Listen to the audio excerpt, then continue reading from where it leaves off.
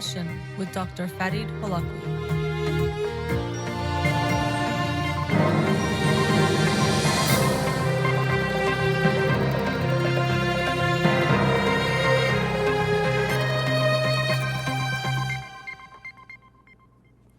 Good afternoon. Welcome to In Session.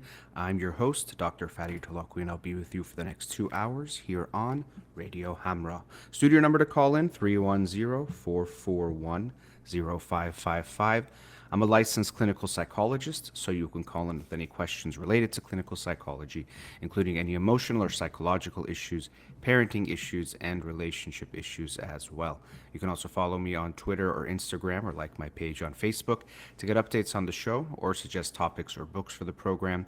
And the shows are uploaded at the end of each week to my SoundCloud page and podcast on iTunes and Spotify. Again, our studio number 310-441-0555. The book of the week that I announced on Monday's show is Economic Dignity by Gene Sperling. Economic Dignity by Gene Sperling, who was a chief White House economic advisor to President Obama and President Clinton. And the title got my attention, Economic Dignity, and then when I read more about it, I saw that I very much wanted to understand his ideas more, that the goals of an economy, and when we look at things like economic growth or measuring how well an economy is doing, if we use standard metrics like GDP, gross domestic product, and just look at those numbers, we might be missing what's more important, which is how is the economy impacting people's lives? And how are people doing, not just some people, all people? Are they doing better than they were before? And so he's come up with this concept of economic dignity as being the North Star that we should make sure all of our economic policies and goals are aimed towards, that we should make sure everyone has that dignity which he defines. And so I've started the book, and I don't want to get into it too much because, of course, on Monday's show next week, I'll talk about it in more detail. That's Economic Dignity by Gene Sperling. And also, the reason why I wanted to read this book and some other books like it that are related to economics, I think the field is interesting, especially behavioral economics, but also in general, I think it has such a big impact in the world. Oftentimes, when we look at policies that are passed, or not oftentimes, virtually always, the economic impact is one of the critical components. Is it going to cost money, make money? Where do we have to cut money from?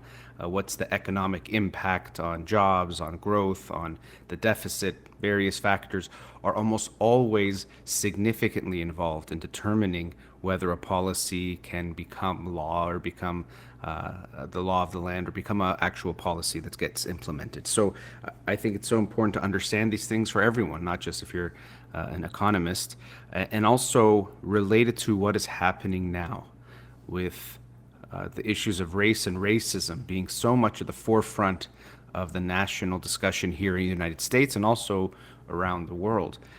I've mentioned this before, and I think it's worth noting again, that without huge economic reform, we won't overcome this issue of race and racism in the United States.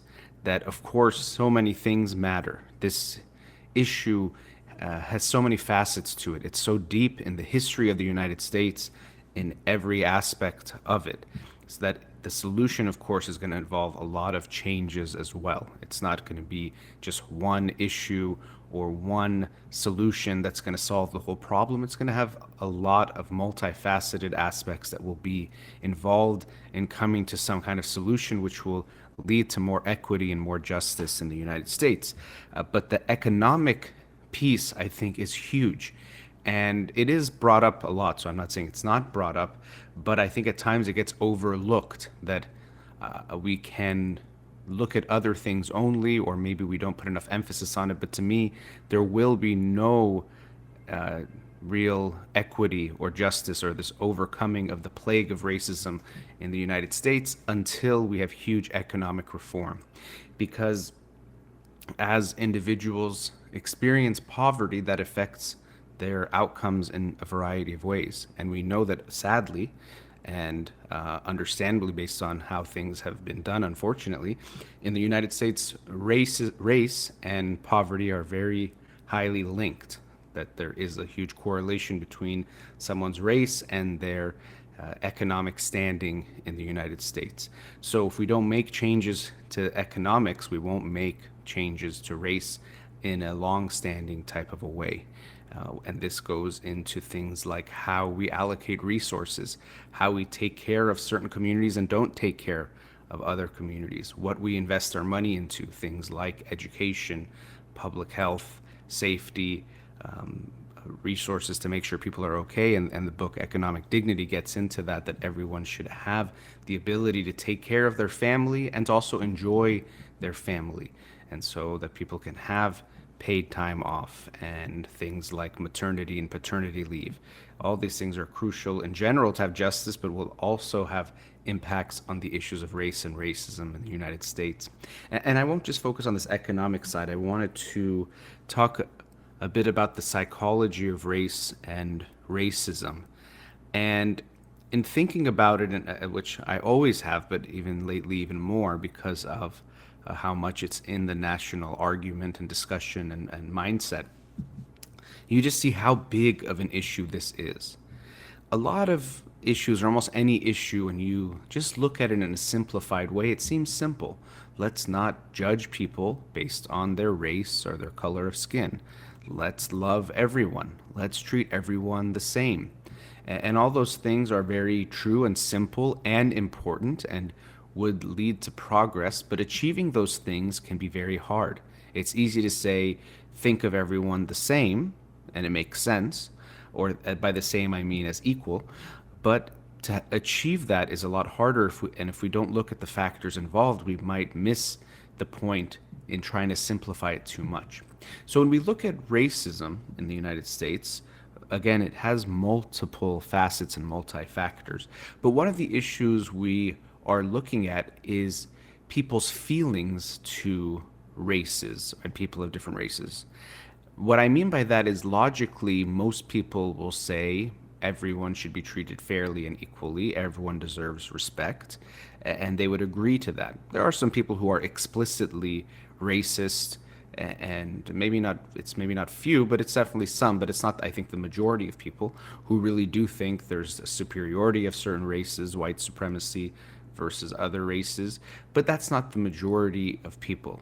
I think, of course, that issue is important to look at the white supremacy and how it is, in a way, impacted a lot of the history of the United States and continues to in a variety of factors, including things like policing, education, the prison industrial complex, and how those issues affect race and racism and the outcomes of people's lives.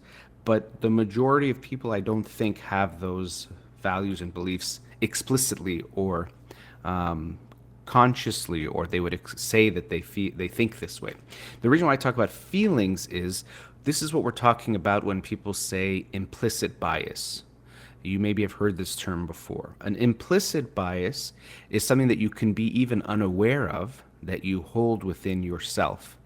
And I said feelings because it's more part of our unconscious and something you just feel automatically in the moment without even being aware of it or having a conscious control over it.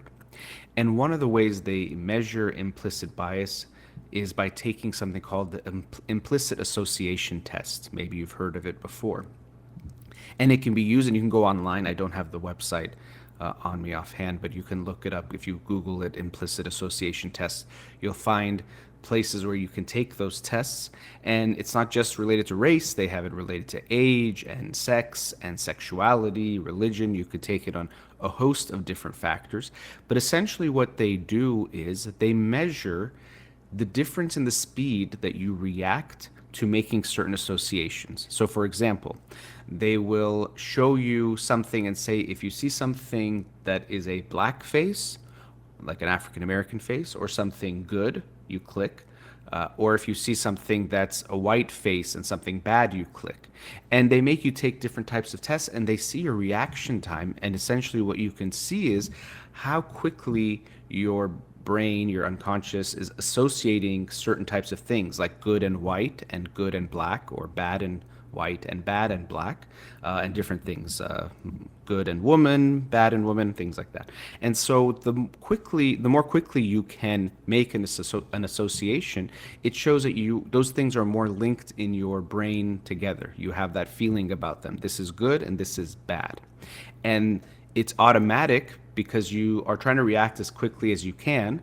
And because sometimes the association isn't quite there, it takes you a little bit longer because you have to override it. You think, oh, wait, my first reaction was that this was bad, but I have to say it's good. So it takes you a little bit longer. And that difference in your reaction time can show your bias, your implicit bias. And many people who take these tests have actually, it could be quite a difficult experience because you might think of yourself, let's say, if someone who's not racist, and then you take this test and it shows that you have a racist association between, let's say, white being better than black. And that can be very hard pill to swallow for people who, let's say, value being not racist, value trying to promote justice. But even amongst people who think those things, unconsciously they might hold on to these types of beliefs or feelings. Even at times, people who themselves are African American can hold on to these types of associations. And so what does this tell us? Well, it's telling us that when we are living in a racist society, or when we are exposed to many images and let's say it could be visual images, we hear things, we see things that are presented in a certain way that express something, that starts to affect us. We have a feeling about that. And so if we take another step back or look at this in a different way, we have feelings towards everything. What that means is that everything brings up something for us. And a very simplified way of looking at this is there's two measures of the feeling. There is good versus bad, meaning approach the thing or go away from the thing, and then the strength of it, how weak or strong it is. A lot of things you might have a weak feeling towards, you might not even realize it, right? You might look at a cup and you have a slight positive, but it's not very much. You might look at your child and you have a strong positive reaction. You might look at someone you really dislike and you might have a strong negative reaction. You might look at someone you don't really know and you might have a very mild, maybe positive or negative feeling towards them. So we have feelings towards everything. So you have feelings towards people of different ethnicities, religions, sexual orientations, anything you can think of, and really every even object you look at, you have a feeling towards that. Now the thing is, our feelings are not something set in stone. They change. An example I use is sometimes things like a name. If you let's say there's a name that you have heard before, but you never really have interacted with someone with that name, or mildly have. But now you start to date someone with that name. So at first that name might be slightly positive or might have a little bit of a meaning to you. But as you get closer to this person, that same name will start to mean so much because it brings up all these feelings and associations you have with that name because of that person. And then let's say you go through some kind of heartache or heartbreak by that person. They broke your heart. Now that name could be associated with pain and anger. You see the name, you feel something negative towards that same name that before you felt nothing, then you felt something very strong, and then you now feel something very negative towards that same name. The name didn't change. Your emotion towards that name has changed. And of course, your emotion towards a person has, but I'm showing this to say even a concept or a name or a word can have huge impact or can change the feeling. Our feeling towards it can change over time based on our experience with that word. So when we look at things like race, you have hundreds, thousands, even you could say millions by the time you're an adult, experiences with race or people of different races that start to affect the way you feel towards those people or that group, whatever it might be.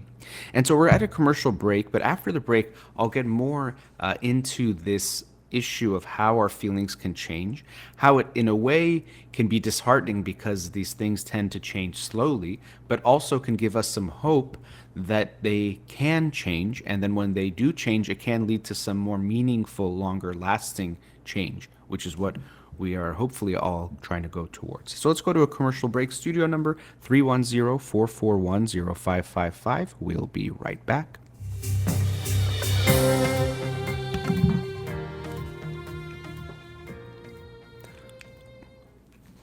Welcome back. Studio number 310-441-0555. So before the break in the last segment, I was talking about issues related to race and racism and our feelings towards these types of issues, not just about the issues, but about different groups and different people. And even just saying that, I understand it could bring this feeling of discomfort of having feelings towards groups, but we do have them. Whether you want to acknowledge that or embrace it or not, it's there. You're going to feel certain things about groups, every single group of people, whether it's your own group, other groups, something I'll also touch on, and different ways of looking at groups, including race, sexuality, sex, male, female, gender, religion, whatever it might be. We have feelings towards groups, and these feelings get formed by the totality of our experiences. Some can have a stronger effect than others. Let's say you had someone get hurt by someone. Maybe that group will now be negative to you based on your experience with that, or it have a bigger impact than other experiences you had. Or we see things or you hear things. I work with people and they say, my parents would tell me everyone is out to get you, or certain groups of people are out to get you or are negative. And so even if they didn't have an experience with someone from that group, they can start to have untrustworthy feelings towards that group, feeling that they're bad, feeling that they're negative, feeling that they should dislike them.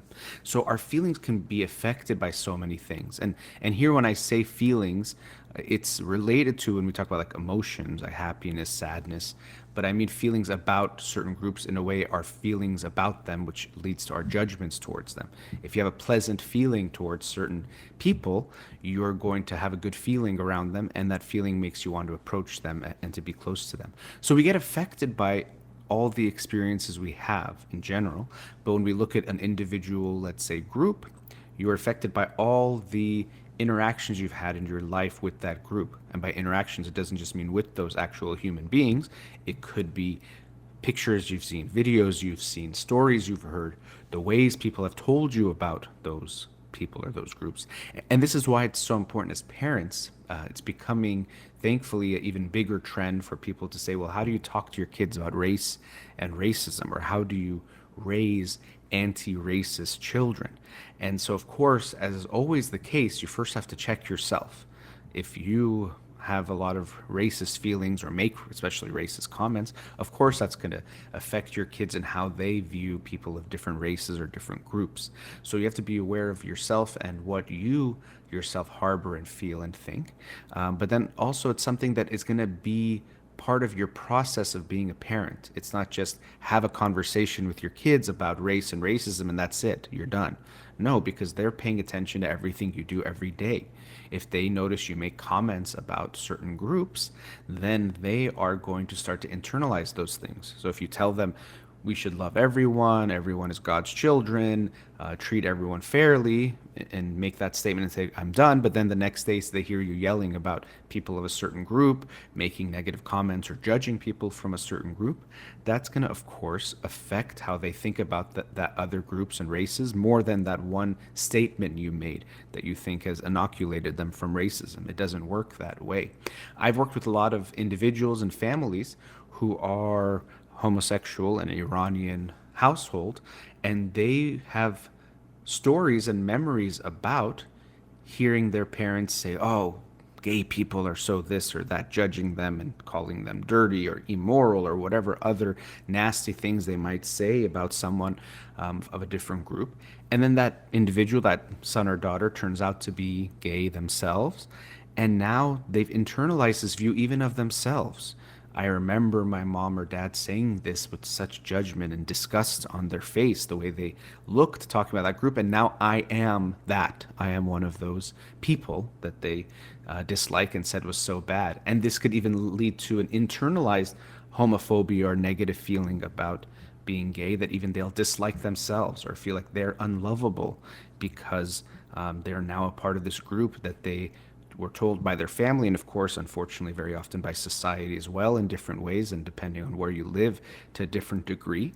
And so they've internalized that feeling about themselves.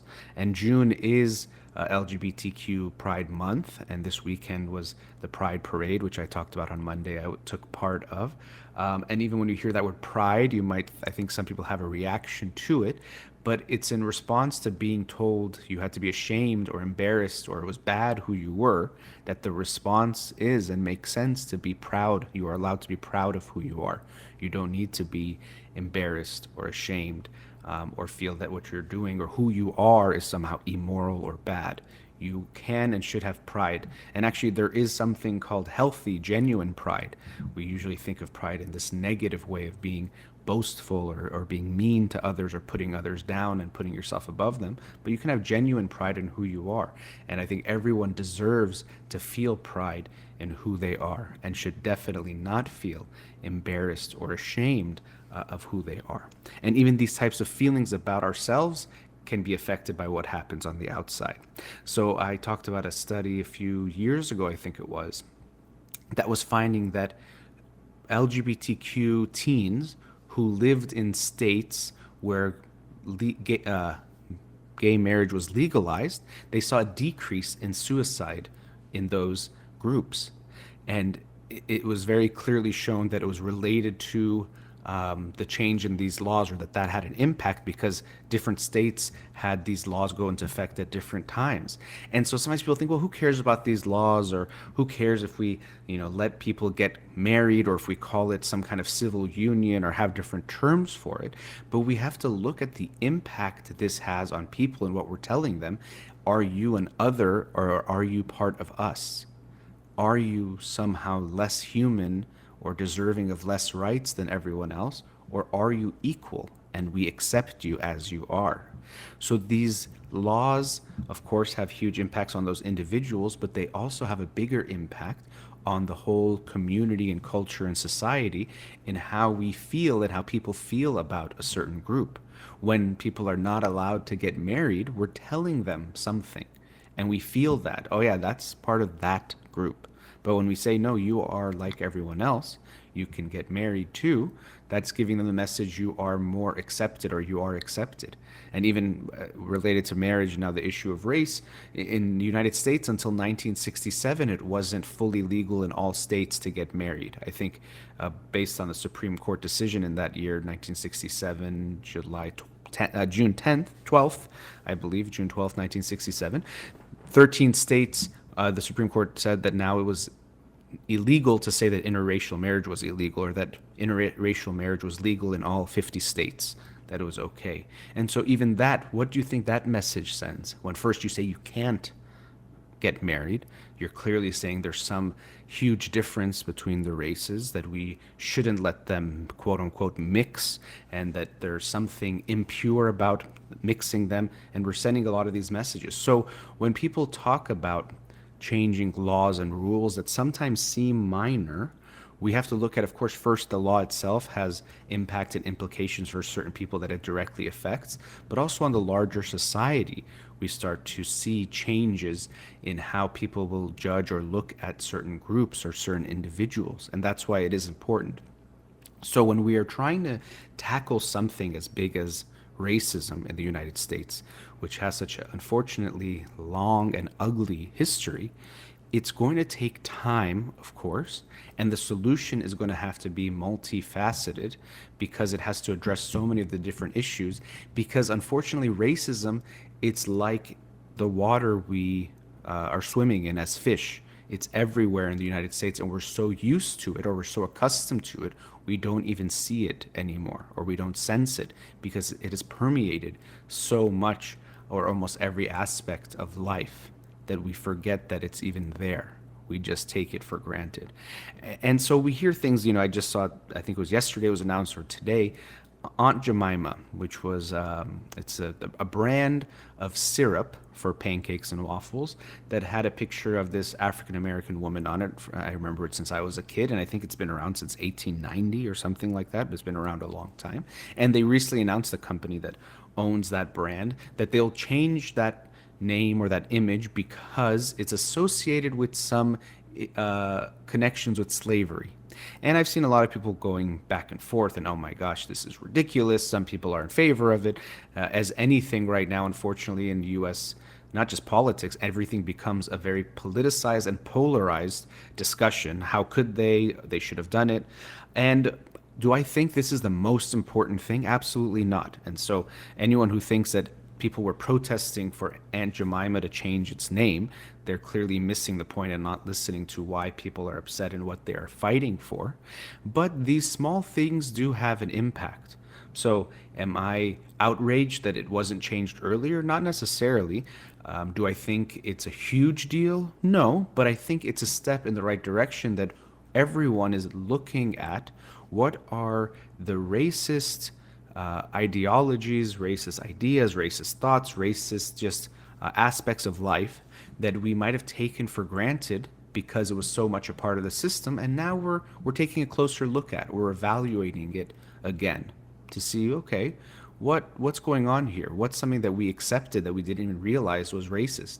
You know, I'm a big sports fan. There's a football team, American football team called the Washington Redskins, which is like a slur to Native Americans, American Indians of the United States, and it's still the team name. And I think that's ridiculous. And every so often, protests, or whether it's online or in person types of things, get put out where people are saying we need to change the name, and the team would likely lose a lot of money due to the branding, and so they clearly don't want to do it, and they make it seem like it has other reasons, but it seems very clearly to be a financial decision, and they don't change that name, and we just kind of accept it. So I understand that for some people they think it's going too far, and it might, and sometimes it does go too far. People trying to change things, change the name of things, make huge shifts, or becoming too quote unquote PC, politically correct or sensitive. I think that can go too far, but I do think these things matter. We do have to look at these things. Words matter. I've talked a bit about the LGBTQ community. There's an F word, there's a few I probably can't say on the radio. There's one that was associated and is associated with homosexual males. And when I was a kid, I would hear it more than I do now. And is that word itself going to change homophobia and gay rights? No, but it is related to that in how we think about and talk about people. It does have an impact. And so we don't want to minimize that. Yes, it could seem odd, and we're so used to, let's say, certain things or saying things a certain way. Change is always difficult, and people don't like that. They're going to be resistant to it.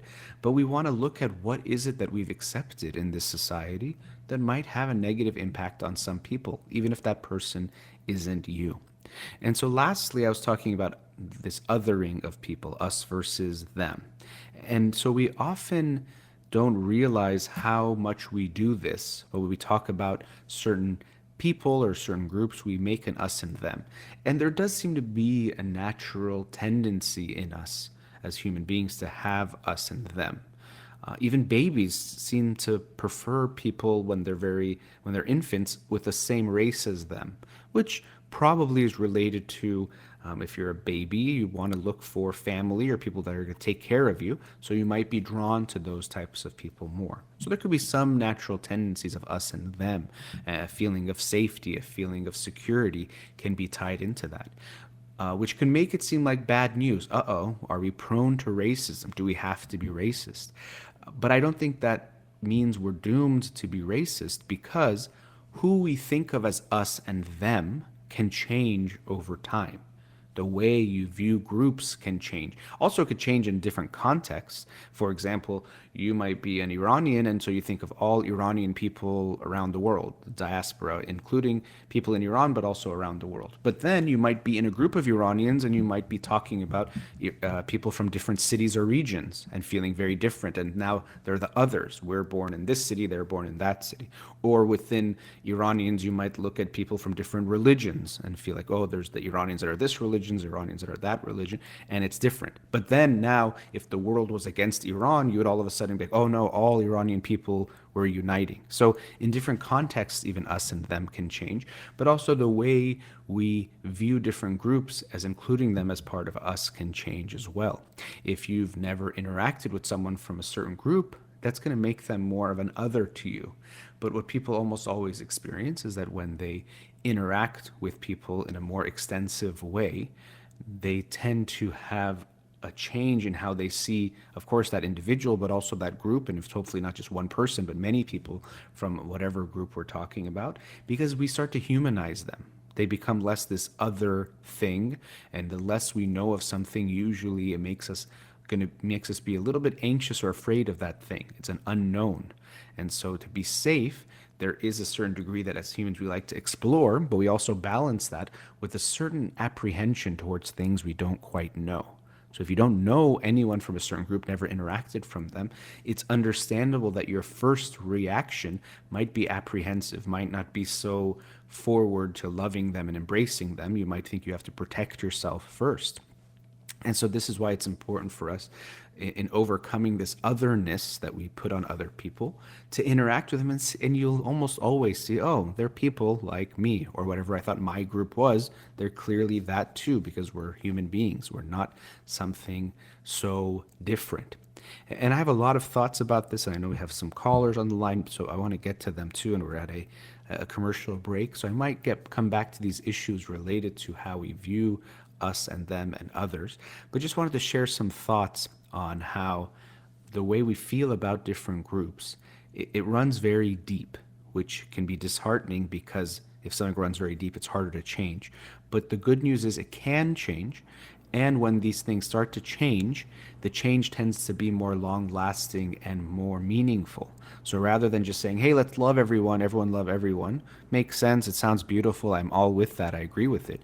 We have to recognize that for the changes to happen, it's going to take time, both in having conversations, talking to people, in creating changes in the world and the experiences of people, in changing the ways people interact with one another. It's going to take a long time. And so we have to be, I don't want to say patient, and then we have to wait for the change, because we should be acting, and there's a certain, I think, the urgency of now, we have to be fighting for it every day and every moment, but realize that the changes will likely take time.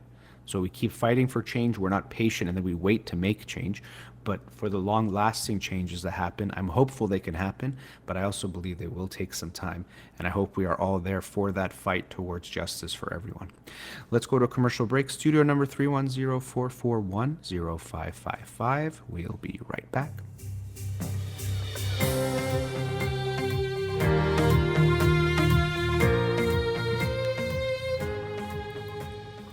Welcome back. Let's go to a caller. Radio Hamra, you're on the air. Yes, hi. I don't know, Doctor, the subject that I want to discuss about is not very related to the subject that that's you okay. Yeah, don't worry okay. about that. I mean, yeah, the calls can be about something else or whatever they're related to. So no problem. Yeah, go right ahead. I have a 21 years old daughter. She's very nice, and she's very responsible. She's a junior at the university, and we never had any problem, when she was growing up. The only problem that I see is that she cannot came along with her own age group. She's very convenient with the adult group, and she never parties. She never do any risk. No, she's not adventurous. Everything around her should be safe. And with this pandemic that it happened, so she becomes more isolated and more, separated from her own age group. And that's my concern about the new generation, with the isolation problem that they have. So I don't know whether you have any advice about that. Well, I'm sure we can get more into what's happening with her. I know that you said generally, and there are some concerns about this generation, the younger generation, but we'll focus more on your daughter here to see what's going on with her, since you're calling about her. And so you were saying, in general, she has a hard time getting along, or you mean especially with what's happened? Yeah, in general, she's not very, she doesn't have that much friends, just a few. And even when she was in high school, she would rather to have to lunch with the teachers than the students. She never had a close friend. She was always bullied because she's the only child. And we are more older parents. We had her when I was, in my, older age, when I was in my 40s. So she's very convenient around adult group. And, of course, she parties with us, but she never parties with her own group at all. And she doesn't take any risks, everything should be safe. Otherwise, she's not going to try it.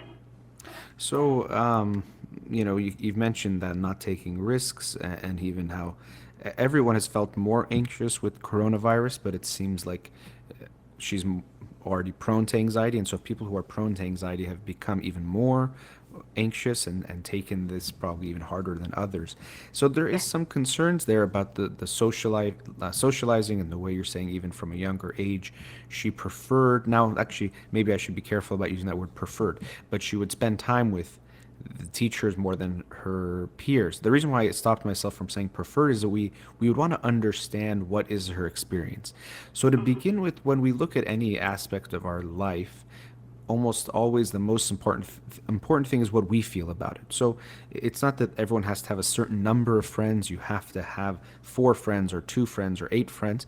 What matters is how satisfied you are and you feel about your social network and your social relationships. And so we would have to ask her that.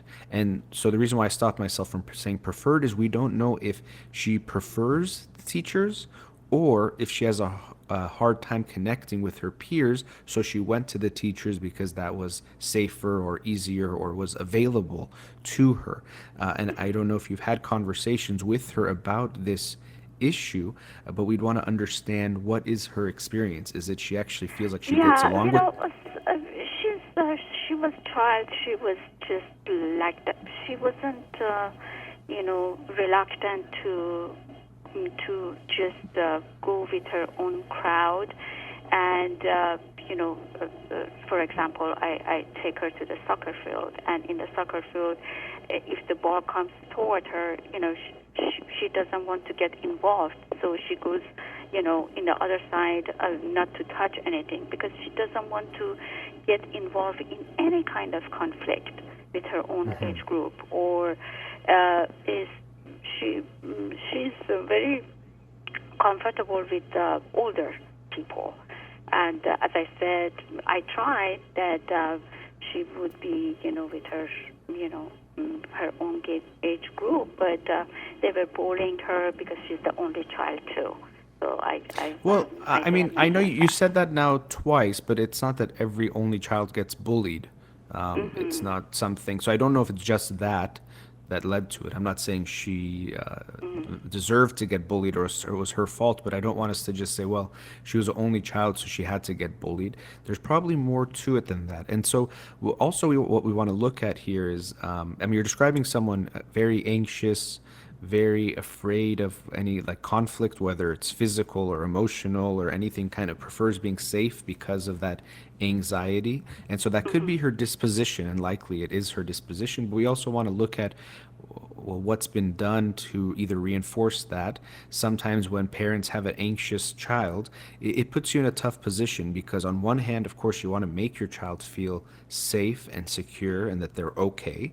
But at the same time, you don't want to keep them too much in the comfort zone where you actually reinforce that the outside world is scary and just stay safe. And then they choose over and over again to pick safety over taking some risk. So it's finding that balance where you give your child the safety and the security while also encouraging them to have new experiences, come out of their comfort zone a little bit with support, so you don't just have to throw them and say sink or swim, but you can support them and to give them that so that they don't get too comfortable in that bubble which feels very safe.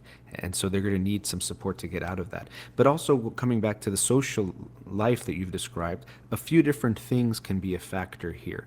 One is social anxiety. So she has a hard time feeling comfortable in social interactions. She's afraid of being judged or looking stupid or looking socially inept or whatever it is. And so that interferes with her making friends and making relationships. Another factor could be that she doesn't pick up on social cues very well. There are things like social skills that we have, and people are better and worse at, let's say, understanding what people are feeling, how to read a room, how to interact with someone, what's being said, but also what's not being said to help them understand the interaction better. And so it's possible your daughter doesn't do well with picking up social cues in general, or it could be that she didn't have a lot of that interaction growing up, so didn't encourage it. But there could be that going on as well, that she has a harder time connecting with people because of that social skills deficit. And of course, it doesn't have to be all just one or the other. It could be a combination of those things and other things as well. So looking at your daughter, even when you say, she was bullied because she was an only child, She what had was everything available, and then mostly the friends that she had, they were, just they had siblings and she didn't. So she could not, defend herself in situations. She was when she was even in the middle school or elementary school, she couldn't. So she was always get involved with them for a while, and then as soon as something happened, she kicked back, and she doesn't want to get involved with that person anymore. So, what you described might not always be, I'm not saying she wasn't bullied, but that might not be bullying. She might, because of feeling more anxious or more sensitive, if she experiences something negative with a friend, with someone, it makes her retreat even stronger to, okay, this person is not safe, this person is going to hurt me, this person is bad, and then so she wouldn't want to be friends with them. And now, if someone is Yeah. really bullying us, we shouldn't be friends with them. That's not a friend. That's not someone who cares about us. Now, we could try to confront them and talk to them about it, and possibly it turns into something, but accepting the disrespect is not going to be part of a friendship. But what I'm hearing from you and what you explained there was maybe there was bullying, but it also seems that she had a very quick knee-jerk reaction to any kind of conflict or discomfort that would make her cut ties with anyone once there was, let's say, a bad moment or a bad feeling. Yeah. Yeah. How I did think you? so. Yeah, let me ask you this: how do you think, if you look at your own family with your you and her father and your daughter, how do you feel like you guys dealt with conflict? You know,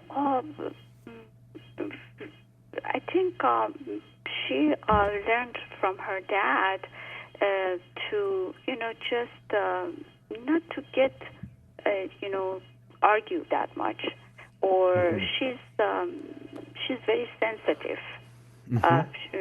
Both of us, we are sensitive person. Yeah. Both parents, we are very sensitive. So I think she learned from us to be sensitive too. So that's one of the problems, I suppose. Yeah. Well, and you said learned from, which probably there's the learning, and then also we have different dispositions. So likely, if you both are sensitive as her parents, it can make sense that she has more of a sensitive disposition. There's a book called The Highly Sensitive Person by Hmm. Elaine Aron. I don't know if have you read that book? No. It might not be bad to read it. I mean, it seems you might relate to it yourself, but also for your daughter. Sure. And so, sensitivity, we tend to think of it as a weakness, but it also can be partially a strength in the sense that when someone or even a thing, I'm talking into this microphone right now, it's very sensitive. Because it's so sensitive, it picks up on a lot of things, which actually can be good. It makes it work well. But also because it's sensitive, it can get overwhelmed more easily. So if there's a lot of sound, it might get feedback or create some a bad sound because of that. So that's how people are too. People who are more sensitive, they tend to take on things more. They might notice something that someone else might not, but they also can get overwhelmed more. And so because of that, they might deal with that feeling of overwhelmed but different ways. And it seems that one of the ways your daughter does it, which is a common one, is to try to avoid or get away from anything that might make her slightly uncomfortable. And the Yeah. reason why I asked you about how your family deals with conflict is it's unfortunately an issue that a lot of times people think no fighting is the goal. And Yeah. of course, we don't want to have ugly fighting, and disrespect is never okay, and the types of arguments we have is important. But we also want to encourage healthy conflict in our family, meaning that a lot of times what people learn is, in the way you said it, I don't know if this is what you also meant, is that, don't make things a big deal, let things go. Don't create an argument if you don't need to. And those sound like good things on the surface, but unfortunately, what it also encourages is hold your feelings in. Don't share if you're upset about something. And a big take home from that is that conflict is scary. It's something that should be avoided. And so once she has conflict in the outside world, which is inevitable in any kind of friendship or relationship that gets Yeah. closer, you're going to have some level of conflict. It could be that for your daughter, she sees that as some kind of a crisis. It's like a disaster. She avoids it like, the building is on fire and she has to run out of the room. And so because of that, maybe a lot of times her friendships get cut very short because once it gets to a conflict, which again is how you get close, is you're going to overcome those types of conflicts, she goes away, and then so it ends up ending the relationships, leaving her more alone. So I can understand your concern for her that she's isolating and everyone feels more isolated during the COVID pandemic. But for some people, they might be leaning into it too much, it's going too much in that comfort zone, and it seems like you're concerned. Now, I do want to talk more about what's going on with her. I spoke a lot on some of those issues and hear what's happening, and you're also think about your conversations with her about these topics, because she knows what's going on more than you and I do. And so I want to know what she's told you about what's going on and what she's dealing with, and also how happy or unhappy she is with her social life. So after the break, we'll talk a bit about those things, okay? Okay. All right, let's go to commercial break. You're listening to In Session with Dr. Farid Holakouee. Thank you. We'll be right back.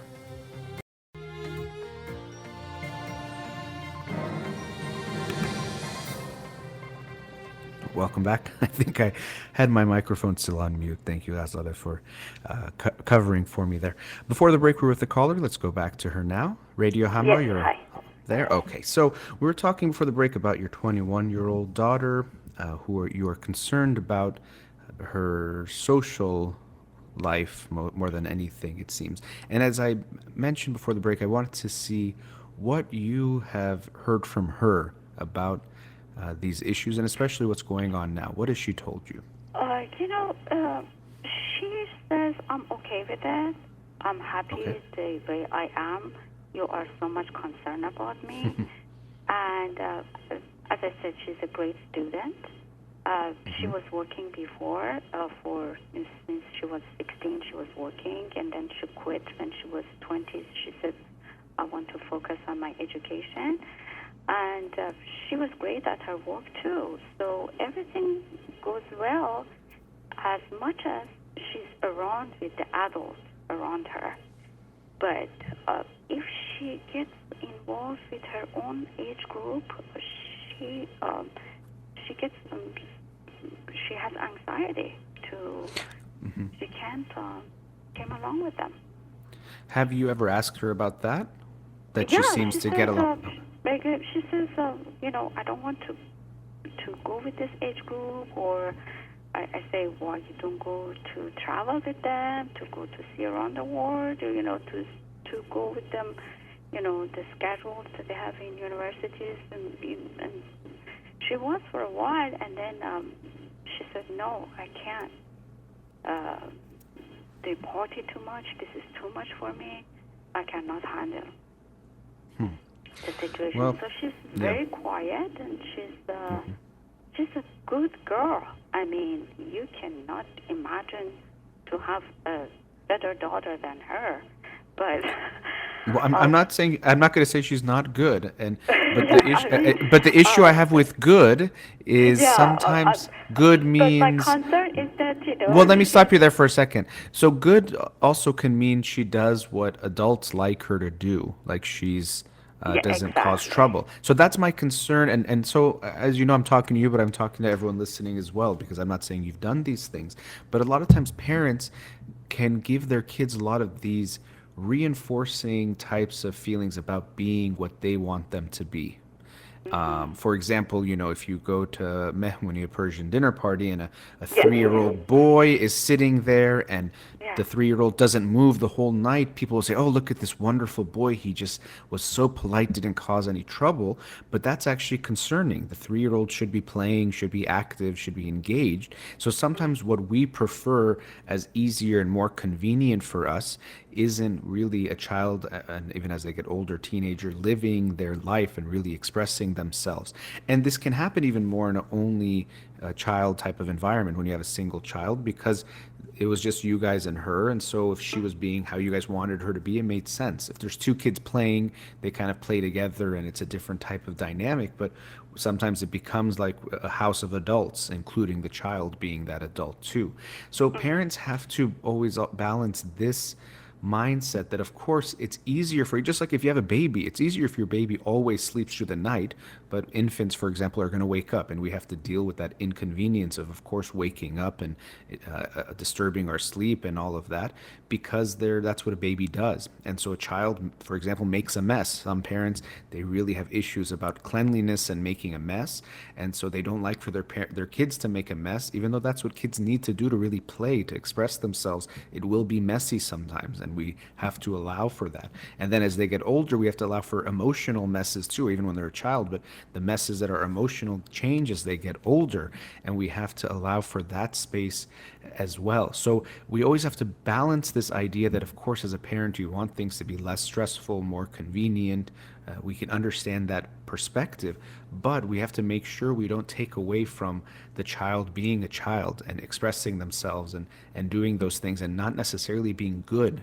Even teenagers, I'm not saying they need to rebel in an extreme way, but having some level of rebelliousness is actually healthy, that they're challenging things, challenging their parents, challenging society, challenging what they've been told. And so a lot of times parents, because they want everything to be good and they want their kid to be good and nice, they can reinforce this mindset that it's so good that you never cause any problems. It's so good that you never cause trouble. So when you tell me, you couldn't have a better daughter, again, I'm sure your daughter is wonderful and lovely, but my thought when you said that was also that she never caused any trouble, which isn't necessarily good, because it could reflect a suppressing of who she is and what she was feeling at different times. Yeah. So, mm, what is your suggestion, doctor? Of what kind of, help we Well, can get? yeah, well, especially she's 21, and is she living at home? Right now, she's not here. She's visiting my sister, but I can persuade her to call you sometime. I mean, I'd be more than happy to talk to her. But also with that comes the other point that I was going to make, that what's most important is what she wants. So if Yeah. she wants to call me, I'd be very happy to talk to her. But if she's calling because you ask her to call or tell her to call, then we wouldn't want to do that. And that Okay. also relates to the bigger picture of we have to see what she wants, especially she's 21. At a younger age, there's probably more you can do. It seems like you did these things trying to get her into sports team or different activities, to try to look at what's going on and get her engaged with other people her age more. But we also don't know what the problem is, but that's if we were going back then. But for now, we have to see what she wants. And so if you do talk to her about it, be aware that when you ask her, it's not coming off in a way that you're like, "Oh, what's wrong with you? You have a problem. What are you doing?" We really want to try to understand what she's going through. And like I said, she could be happy with it. It could be that she wants more, but she's anxious of having more, so she's trying to just accept things as they are. The way you describe her, she can be good at just accept, she'll choose the comfort of certainty, even if it's something she doesn't like, over putting herself in an uncertain situation. So she'd probably say, I'm okay having this type of friendships that I have, or being isolated in this way. I'm okay with it. It feels okay because it feels calm, but it might not feel fulfilling. And that would be my concern. I can't speak for her, and of course, neither can you, even if knowing her Yeah. as her mom. Is she feeling fulfilled socially? Is this what she wants? Is it what she wants now and also long term? things like romantic relationships. I'll ask you about that in a second, but that's what we really need to understand. But to get there, we have to make sure the way we ask her doesn't come off in a way that makes her feel judged, or that we're telling her she's sick or something's wrong with her or something needs to change. But we're really trying to understand her and what she goes through and what she's experiencing and what she might like or not like about her current circumstances.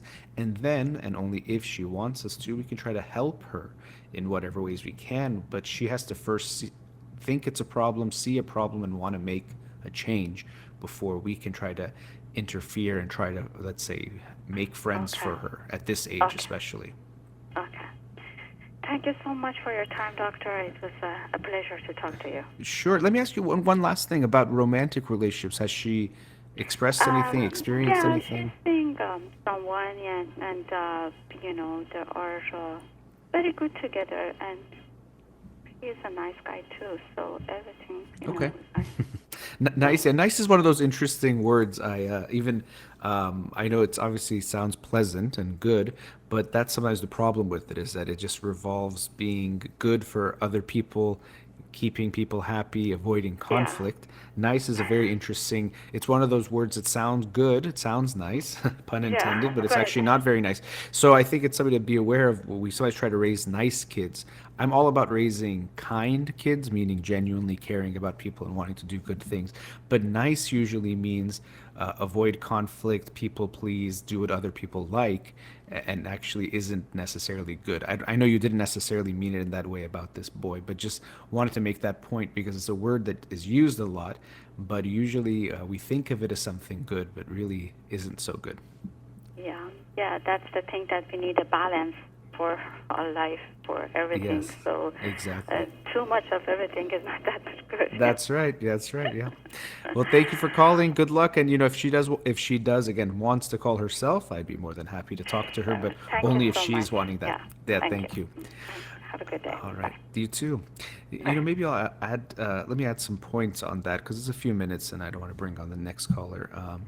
About being nice, she said it, and I know she meant it in the good way, but I have realized when you look at this word nice, being nice, acting nice, what it really means is doing things so that other people feel good, to avoid conflict, for people to like you, but it doesn't involve being genuine. That's usually when we think of, even when you say, oh, that person is so nice, what we usually mean is someone who doesn't create problems, who doesn't have conflict, who always is happy, feels good to be around them in the way that they don't make us feel down or bad.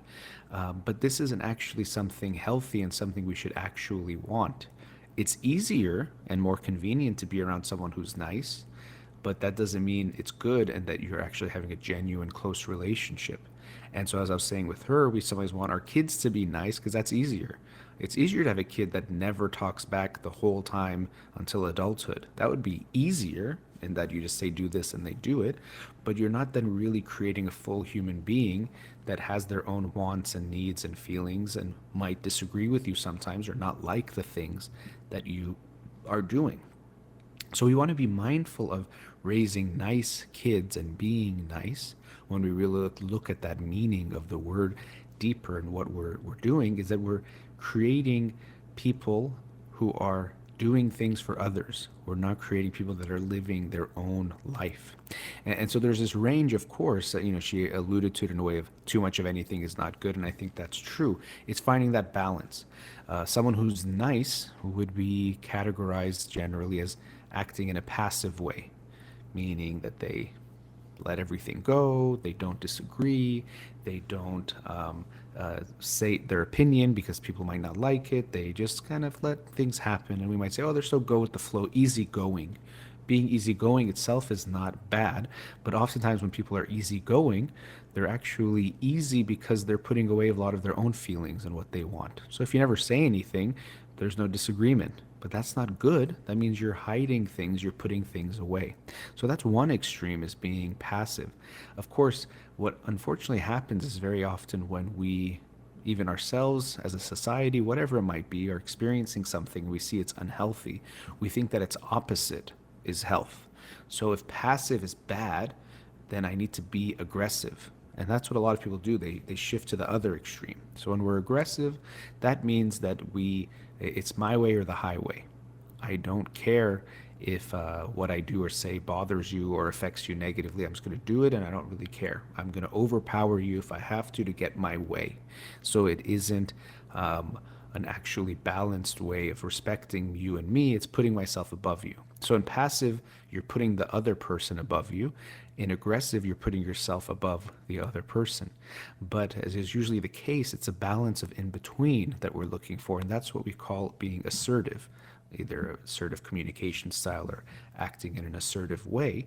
What that means is that I can express my wants, my needs in a respectful way, but I won't hold them in. I won't try to overpower you, but I also won't keep what I'm saying inside. And so if we see where this is coming from, it's I matter and you matter. We both have value and we both deserve respect. What I want isn't more important than what you want, and what you want is not more important than what I want. And I won't swallow my feelings or my ideas or my thoughts just to make sure we don't disagree. I will state what I'm thinking and feeling, and we can disagree with respect. Unfortunately, something that we're seeing less of these days when we look at political discourse and debates, but we can disagree with respect. We might not agree or see things the same way, but we can both express that in a respectful way. So we want to be aware of where we fall on this continuum. And of course, it's not black and white or, in this way, three different colors, let's say, where you're one of these things only. In different situations, you might act in a different way, and at different times, it might require you to be a little bit different. There might be moments where it can make sense to be a little more passive or a little bit more aggressive. But overall, you want to see, what is my way of being in general? Do I tend to be passive? Do I tend to be aggressive, or do I tend more towards being assertive, which is what we want to strive towards, is how can I express myself, be true to myself, but also true to you. I don't need to swallow my feelings, and I won't try to make you swallow yours. I am equal to you, whoever it is I'm interacting with. As an individual, if we're in a group, I'm always able to express myself. So we want to try to strive towards being assertive. And so being nice, as good as it sounds, it tends to mean we're being passive. It means we're holding things in just to make people like us, to avoid conflict, and to people please. And that's actually not what we should be striving towards as an individual and also as a parent. Think about the tendency you're having because you want to avoid conflict, you want to avoid feeling uncomfortable or things getting messy, that you are pushing your kids towards being nice and being people pleasing, starting with you. People who become people pleasers tend to have started that with their parents first. Those were the first people they were trying to please. Of course, the parents had so much impact on their lives. Their opinions and feelings mattered so much. And so if the parent gives them that feeling that I'll like you more when you do things I like, I'll like you less when you don't do something I like, it can push the kid towards becoming a people pleaser to get that good feeling. But as a parent, as hard as it is, of course, when you disagree, it can lead to feelings, but you want to give your child that feeling that I love you no matter what. We can disagree and I still love you. And actually, I want to know what you're feeling and thinking, even if it does disagree with me, more than I want you to keep the peace. So we want to go for genuine authenticity more than just peace and ease. That's not really what we should be striving towards. All right, let's go to another commercial break. Studio number 310-441-0555. We'll be right back. Welcome back. Studio number 310-441-0555. Let's go to another caller. Radio Hamra, you're on the air.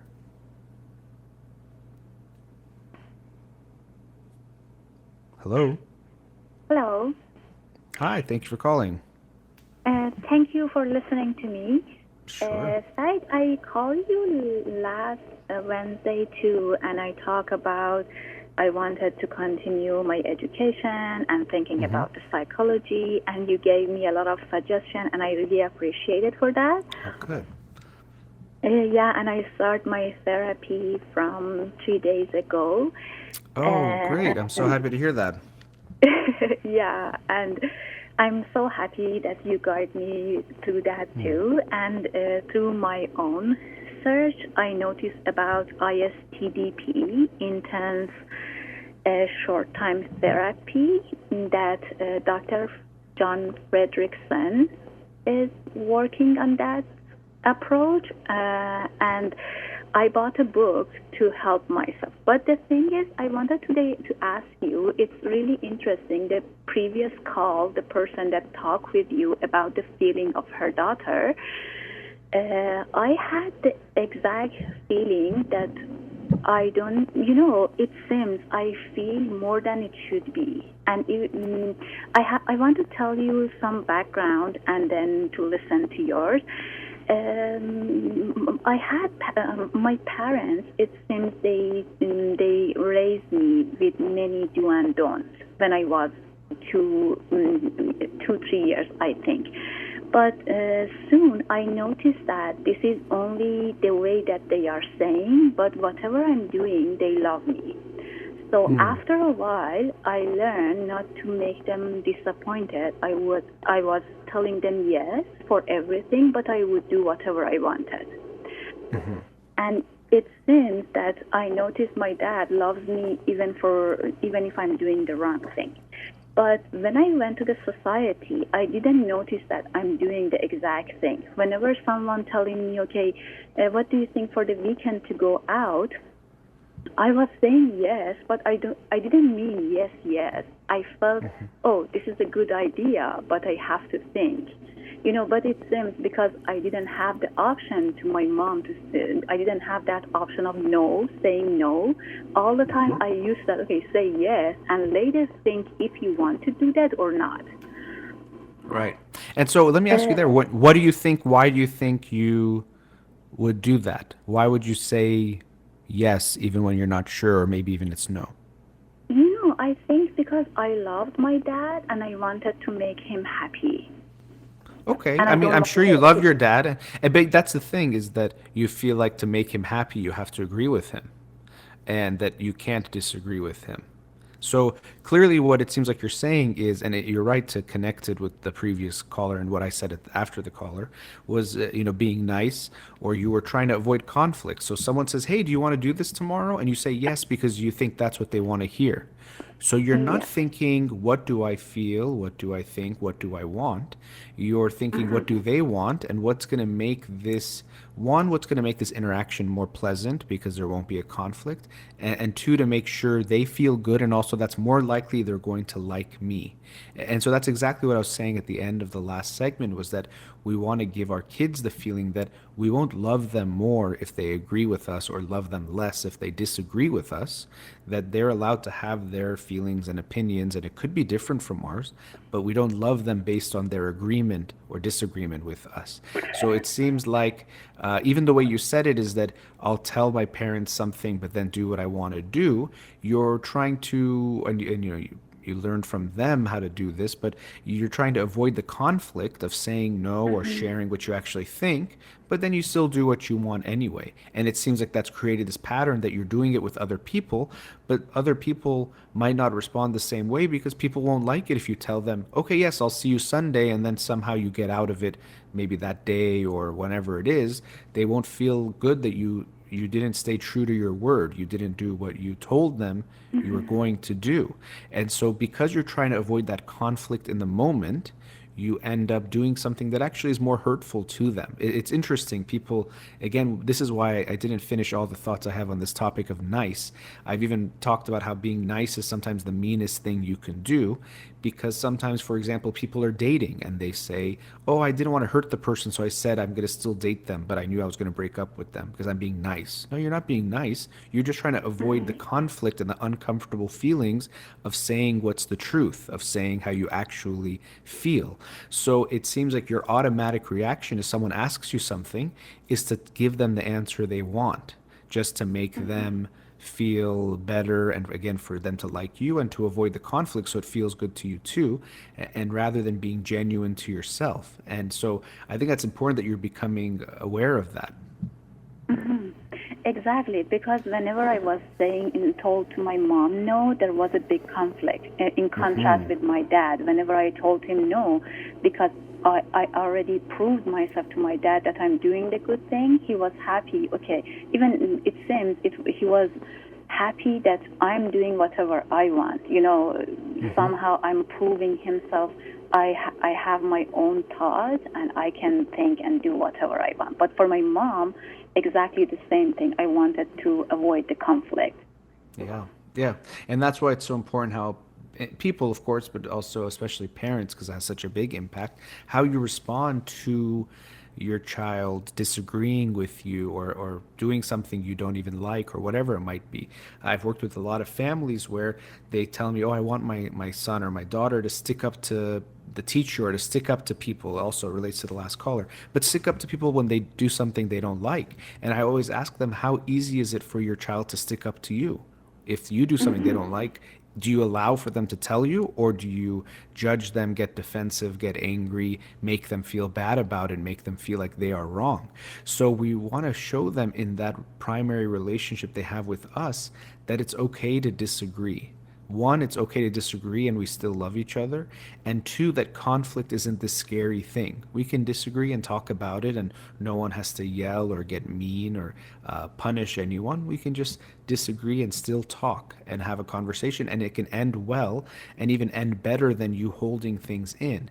And I want to know what's going on inside of you. I don't want you to hide something from me just because you think I'll like it better or it makes things feel more smooth. I want to know when you actually are upset with me. If you are, mad at me for something I did, I don't want you to hold it in. But a lot of parents say, oh, here she is complaining again. Here he is getting mad. Well, oh, we're the worst parent. Or, they get into these places. It's very defensive and judgmental. And then the kid shuts down and thinks, well, what's the point? I shouldn't tell them anything. And now they just hold it in, which might feel more pleasant, as I was saying before. But pleasant isn't our aim. Our aim is to have genuine relationships, which means everyone can express what they're thinking and feeling. Yes, and also say you don't believe that yes for me doesn't mean yes. It means I have to think, I can think about that. And Right. It was interesting. Whenever people get mad or sad, I shocked. And I said, why they get mad? I said, yes, I mean, this is a good idea, but I didn't say, yes, I'm coming. It seems even in my dictionary, the yes means I'm thinking about that. But I want to stop you there. It doesn't mean that. Your yes means that's what you want to hear. Again, it's because I think that what I'm hearing you saying is that because that's what they want to hear, you say yes, but then you're going to think about it because you think, well, if they're asking me something, of course they want my answer to be yes. So you're giving them what they want, which is going to avoid the conflict, make them you think like you. Now, of course, as I was saying, if you tell people yes and then you change your mind, a lot of times they actually might start to dislike you because they feel like I can't trust what you're telling me. But I don't think it's just yes has this meaning. I think you know what the word yes means. I think it's that because conflict is so unbearable and because your instant reaction is to say what you think the other person wants to hear, as soon as they say, hey, you want to go with me this weekend? You say yes, because you want them to feel good. You want to avoid the conflict. Like you were saying, it makes sense. With your mom, you learned that you can't disagree. Disagreement is scary. Disagreement means yelling and fighting and all these bad things. So when someone asks you something, say what they want to hear. And then later on, you can figure out what to do. But in that moment, it seems like your instant reaction is to just give them what you think they want to hear. And then later you figure it out. So I don't, to me, it's not about definition. To me, it's more about responding in a way that feels the most comfortable for you because you're trying to just avoid conflict at any cost. Yeah, that's right. Yeah, and then, Farid, when I was 18, I got a friend with my husband that we are thinking now about the divorce. And at that time, whenever we had a fight, I felt I'm going to die. And I don't know why I had that feeling, but it was intolerable for me. After 2-3 years, all the time, whenever we had a fight, or argument or anything, I felt our friendship is gonna break, and this is the kind of feeling of dying.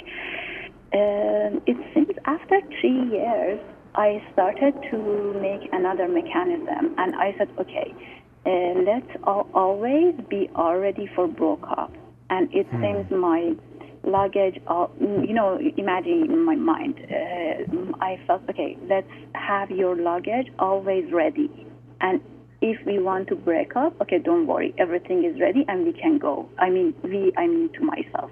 And it seems that feeling was that painful that after 3 years, I started to find mechanism without knowing from nowhere to do in that way, to be more bearable for myself. That's interesting. I mean, there's so much to what you said there. First of all, I mean, the way you said it was very meaningful to me because that's how people feel. You said when conflict would come up, you said, I felt like I'm going to die. And I know maybe to some people it sounds dramatic or extreme, and I know, in some ways it is, but it reflects what you're saying that with your mom, for example, you felt that if you have a disagreement, it leads to this fighting that means you're going to, the way you described it, you're going to lose her love. And if you're a young child or especially a baby and you lose your mother's love, you do die. That's why we have these feelings of attachment, is that it comes from some feeling of survival, that we need these people in our lives. We need to depend on them. So when you have conflict come up, it triggers these feelings of, if this turns into an argument, it turns into a fight, this leads to death. It leads to, and also, not just even that dramatic, it leads to the end of the relationship, which is what a lot of people feel about conflict, that you can't have a fight because once you do, the relationship ends.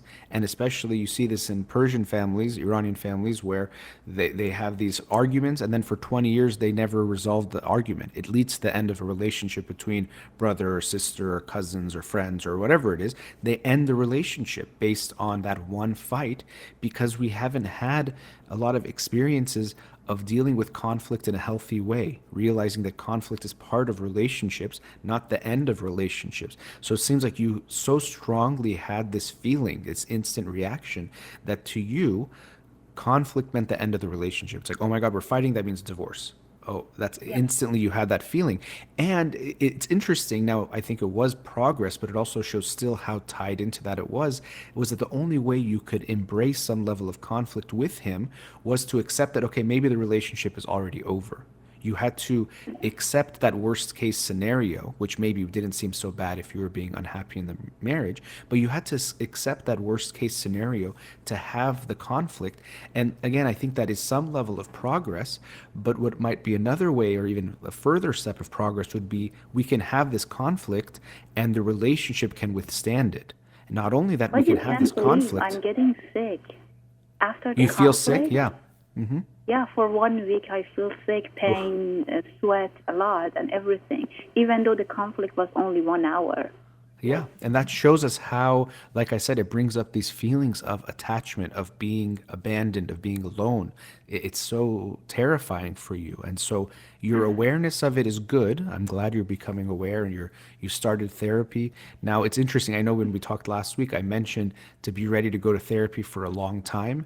And I know you're talking about intense short-term therapy, which is, it's interesting because I think you're trying to get it done with, which I can get. Everyone wants faster results if it's possible.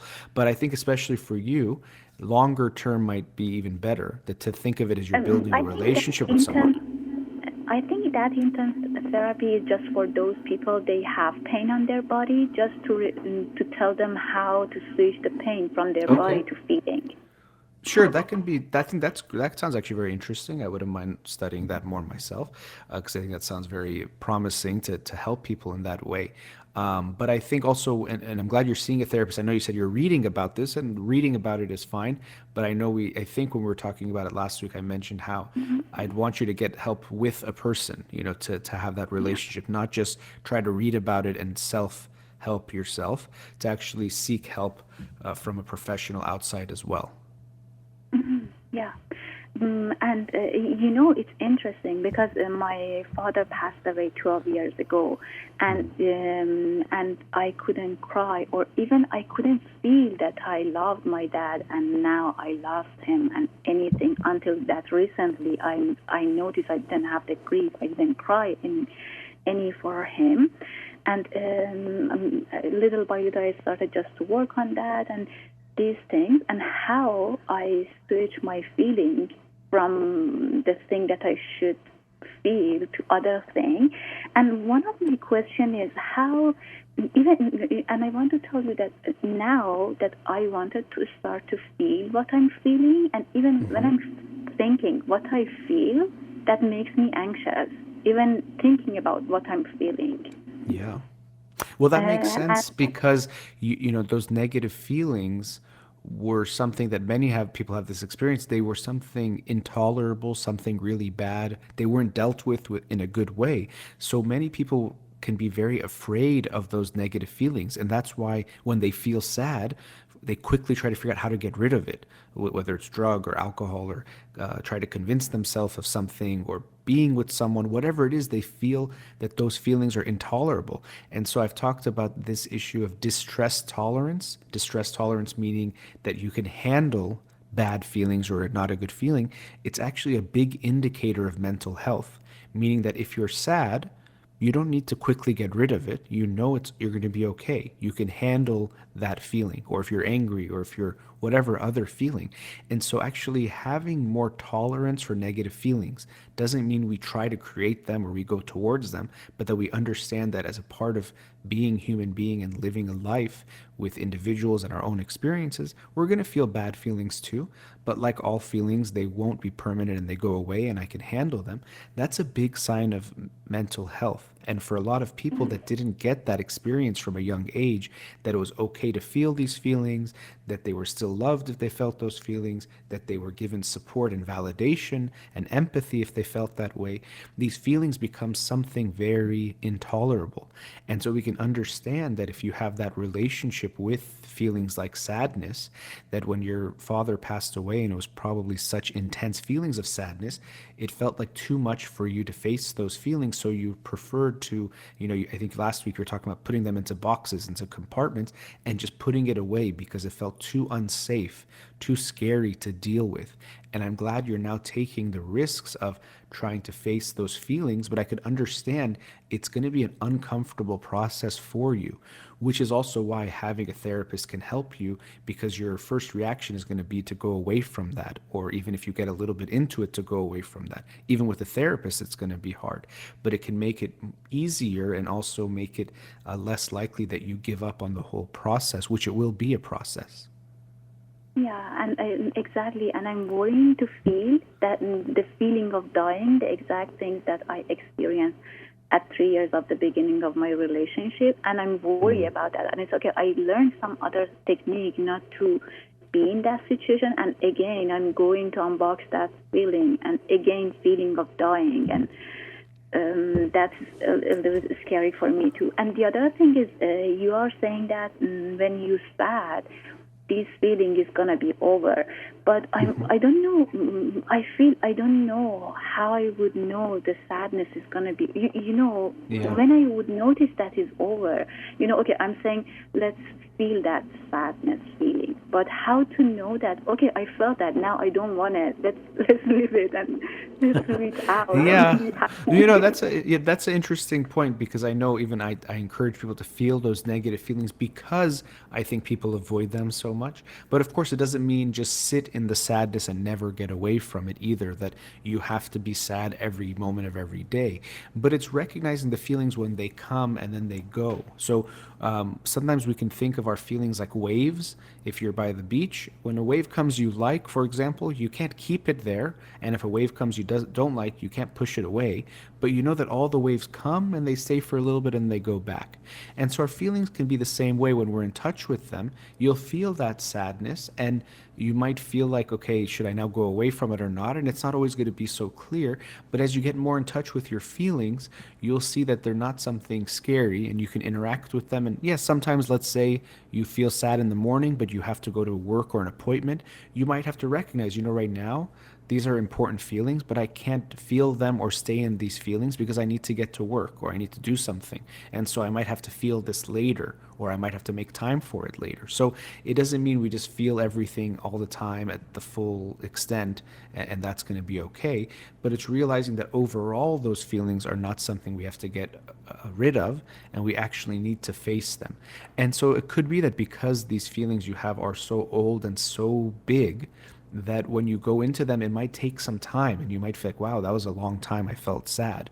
And I hope you will try to take those risks to go there and see what it's like. And there isn't a black and white moment I could say, feel it for 1 minute and then stop, because feelings don't really work that way either. You can't just turn them off either. But it's just taking more risks of letting yourself feel that pain. And I understand you just said there's an anxiety even of thinking about feeling it, and I can get that. And that's why I think having a therapist will help you, first of all, to feel supported in that process, but also kind of like how a personal trainer will push your body to the parts where it might hurt a little bit, but that leads to growth. The therapist can push you to keep going into those places that hurt a little bit, but actually lead to you growing and healing. And that's why I think that that would be so important for you. Thank you, Farid. It was really great that you told me that. I don't have any question. I want to leave the show to others.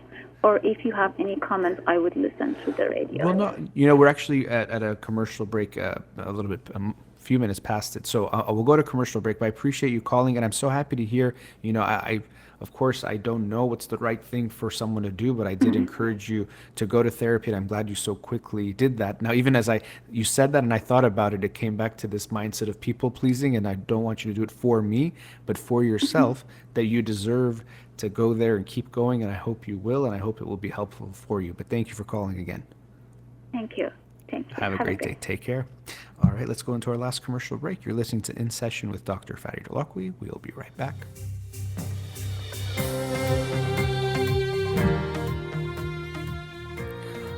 Welcome back.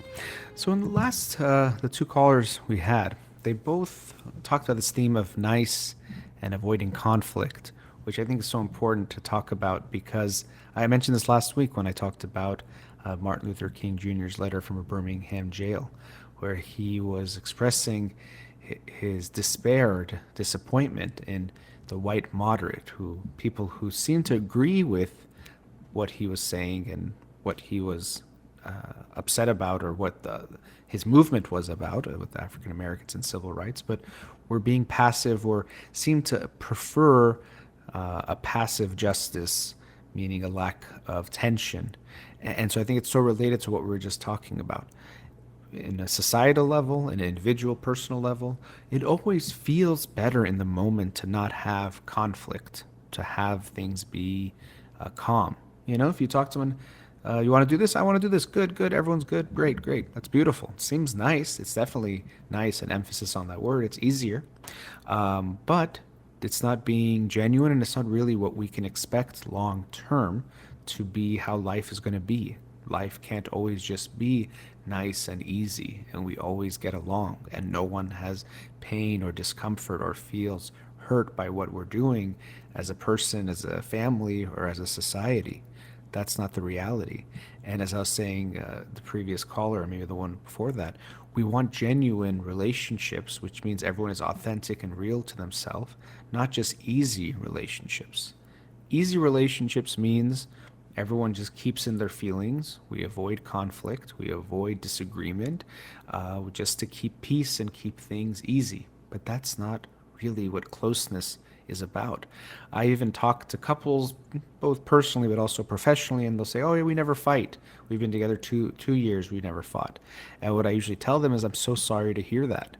I say it to kind of shock them in that way of, it sounds like they're telling me something good, but to let them know that it's something so concerning to me. If you've been together in a romantic relationship for 2 years and you've never had an argument, now I should also make it clear, I don't mean you have to have an ugly fight. What I mean is disagreement and arguments where you actually express things to each other, and things might get uncomfortable, but you have arguments. If you haven't had an argument in 2 years of a romantic relationship, something's going on. Either one or both of you is holding things in and holding things back, or you aren't very close, and very likely a combination of the two, because also when you hold things back, you don't get as close. When you don't have any conflicts, you can't get as close because you're holding things in.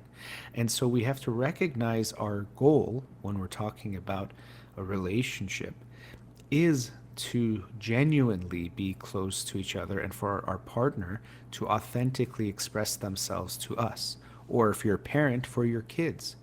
So if you're a parent, I understand you're having a nice day with your child, it feels a lot better for it to end in that just nice way. It doesn't feel as good if your child says, Mom, yesterday what you did hurt me, or Dad, I didn't like that you did this. Does it feel better to not hear that? Of course. But you have to ask yourself if that's the reality of your child. Your child is feeling pain. We have to accept that feeling of discomfort in the moment in order to truly love that other person. If we only love someone when they do what we want and what we like and don't ever do something that makes us feel uncomfortable or bad, we can't say we truly love that person. Imagine if your child is feeling pain, physical, let's say, just to simplify it in some way. Of course, if your child broke their arm, would you rather their arm didn't break? Of course, every parent would. You don't want your child to have that experience.